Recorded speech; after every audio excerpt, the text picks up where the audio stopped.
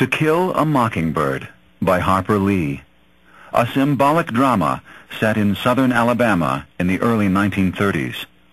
The principal characters are Atticus Finch, an attorney and single parent; Scout, Jean Louise Finch, his daughter, a young 6-year-old tomboy, and the story's narrator; Jem, Jeremy Finch, Scout's older brother; Arthur Boo Radley, a mysterious, reclusive neighbor; and Tom Robinson, Atticus's Negro client. When Jem was nearly 13 years old, his arm was badly broken at the elbow. After it healed and Jem was assured that he could still play football, his arm never bothered him, though it always remained shorter than the right and hung at a funny angle. Years later, Jem and his sister Scout still talked about the accident and the events leading up to it. They finally agreed it had all started the summer when they tried to get Arthur Boo Radley to come out of his house.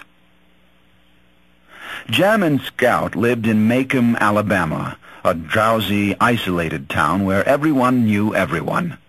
Their mother had died when Scout was 2 years old. Calpurnia, a Negro cook, took care of them and taught them tolerance that took them beyond the rigid prejudices of Macomb society. Their wise father, an attorney, Atticus Finch, played with them and read them stories. In fact, Scout learned to read before going to school, which later caused trouble with her teacher, who didn't think early reading fit into proper educational theory. During the summer when Scout was 6 and Jem was 10, the children became fascinated with the Radley place next door. Most of the community's young people believed the house was haunted. At night, children would cross the street rather than walk in front of the Radley house. Nuts that fell from the Radley pecan tree into the schoolyard were never eaten. Surely Radley nuts would kill you. A baseball hit into the Radley yard was a lost ball. Scout and Jem raced past the property on their way to or from school. The only person seen going in and out of the dwelling was old Nathan Radley, the meanest man ever God blew breath into, according to Calpurnia. But inside the weathered home also lived Boo, Nathan's younger brother. No one had seen Boo for the past 20 years. It was said that he had gotten into some trouble all those years ago and had been imprisoned in the house ever since, first by his now-dead father and then by Nathan. All that summer, Scout and Jem bravely assailed the Radley home, trying to get a glimpse of Boo. They never saw him, but they did see evidence of his existence.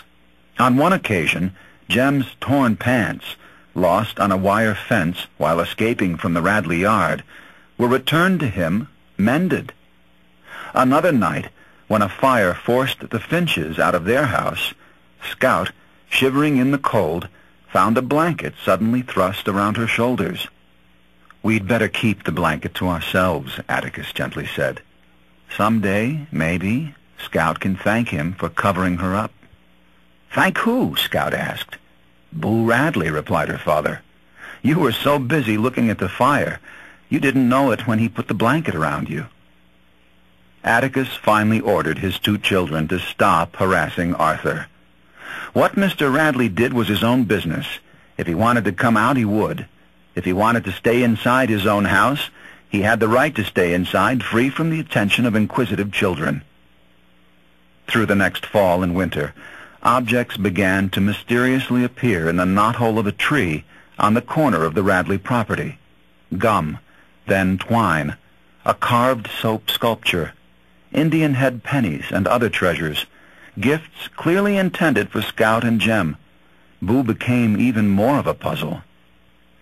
The following summer, trouble cropped up over Atticus's recent appointment as defense counsel for Tom Robinson, a Negro accused of raping a white girl, Mayella Violet Ewell. The Ewells were the lowest family in Macomb society, but Mayella was white and Tom was black.